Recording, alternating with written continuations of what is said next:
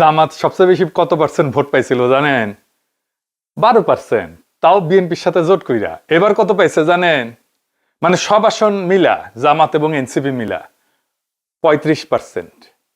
1991 Khaleda Zia 31% vote পেয়ে সরকার গঠন করেছিল। 96 সালে হাসিনা 37% ভোট পেয়ে সরকার গঠন করেছিল। আর 2001 সালে বিএনপি 40% ভোট পেয়ে সরকার গঠন করেছিল। 35% ভোট কি কম? তাইলে কি পরিমাণে ভোট পাইছে জামাত এনসিপি চিন্তা করছেন? এই পরিমাণ মানে 35% ভোট মানে বিশাল ভোট।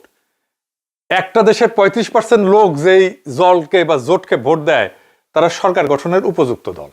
তারা 35% ভোট নিয়ে সরকারে যাবে এটা আমাদের অনুমান ছিল না। আমার ব্যক্তিগত ধারণা ছিল 40%-এ যাবে, মানে বিএনপি থেকে 5% এদিকে চলে আসবে। তাহলে এটা উজ্জ্বল সম্ভাবনা ছিল অবশ্যই সরকারে আমরাই যাইতাম। সেটা হয় নাই।